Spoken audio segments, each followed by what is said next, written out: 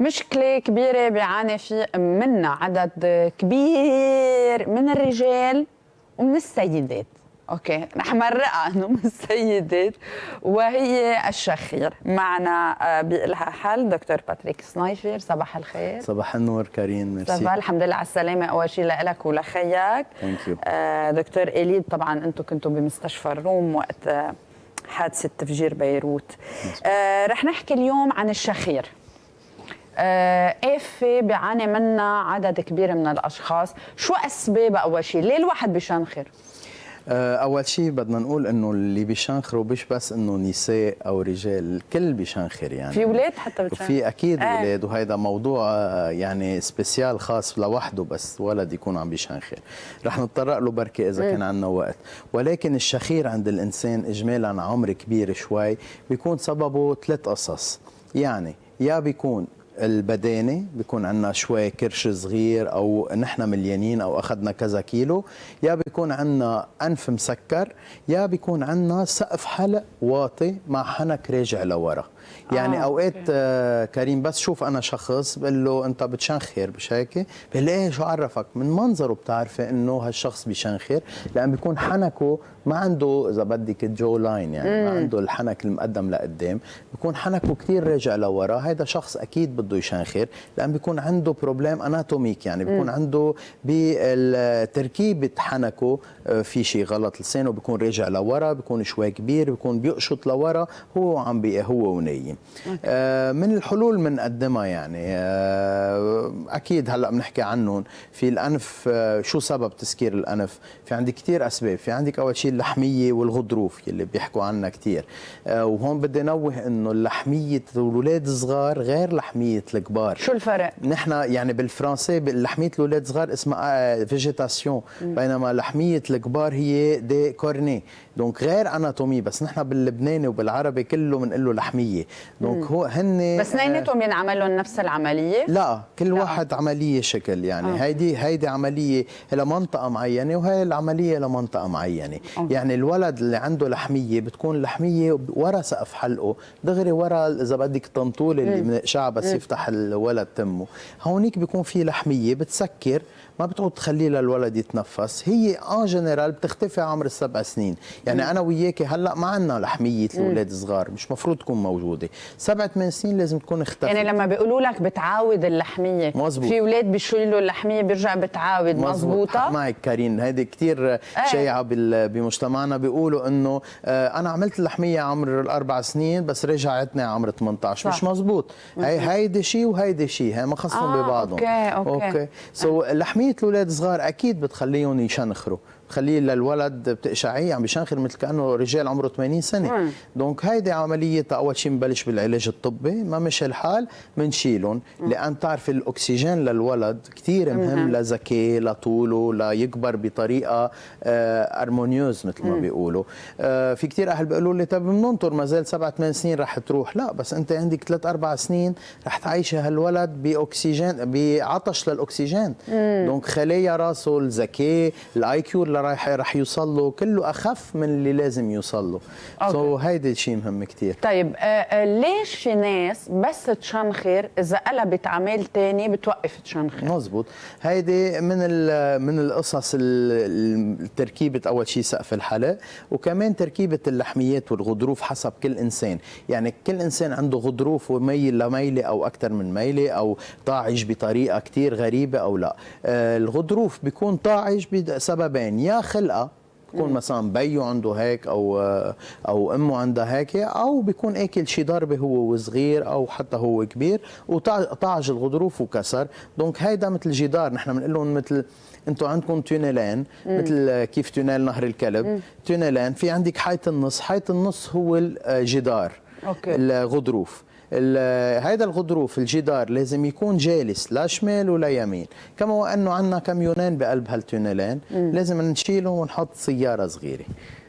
يعني له حل. في كثير ناس عندها ديفياسيون هيدا بالغضروف اللي عم تحكي مثلا انا انا عندي ميله بتنفس 5% منه. مزبوط، هيدي انحراف الغضروف كريم. هيدي اكيد بنعمل لها عمليه تيتجلس الغضروف.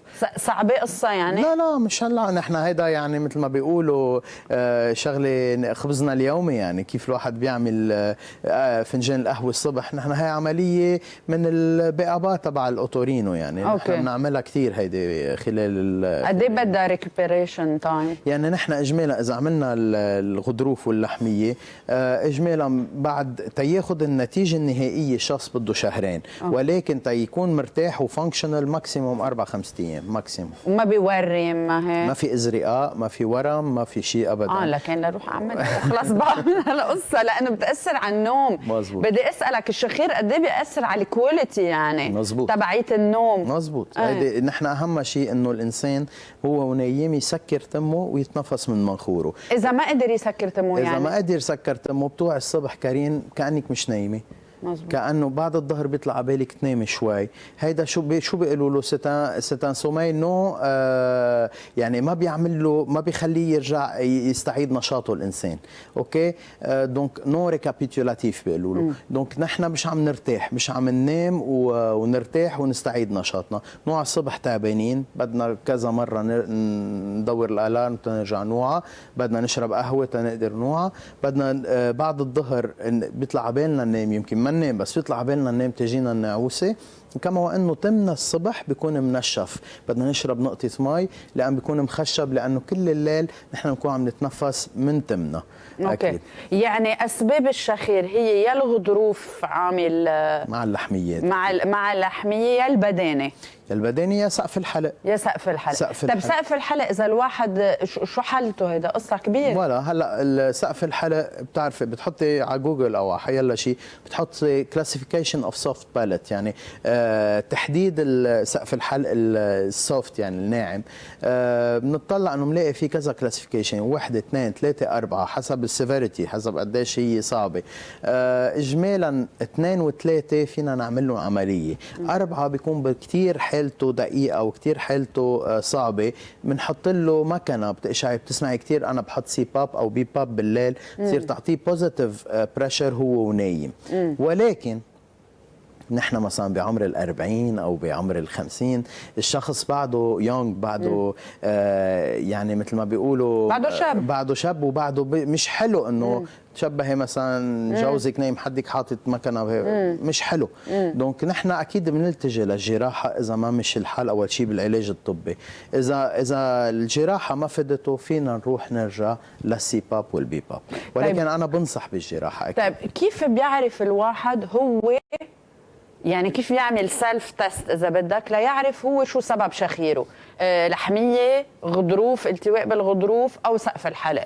في يعرف الانسان؟ اكيد اكيد. هلا الفحص اكيد عند ال عند الحكيمه، اذا هو بده يعرف يعني هيك منه لحاله ما في كثير يعرف. لا انا قصدي انه كيف يعني مثلا انا بقدر احذر اذا انا ما بقدر اعمل شيء لاعرف اذا سقف حلقه او غضروف او لحميه. بدك تشوفي اكيد حكيمك. بدي اشوف حكيمك. بدك حكيمك تاكد لك انه شو السبب، تنشوف.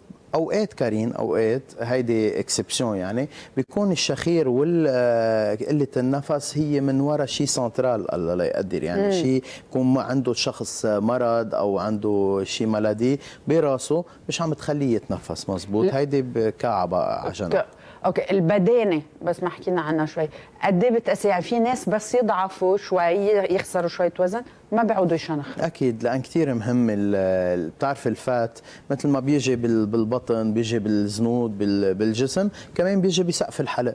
دونك نحن في فات بسقف الحلق. اكيد كل جسمك انت بينفخ، مثل ما الانسان بينفخ خدوده بتنفخ رقبته، كمان بينفخ من جوا، يعني الفات مش من برا بس كمان من جوا. يعني في عندي كمان اذا بدنا نحكي شوي بالبطن، مثلا بيقول لك انا ما عندي بطن بين عضلاتي وبين بطني من قدام ما عندي فات، ايه بس عندك انتستينال فات.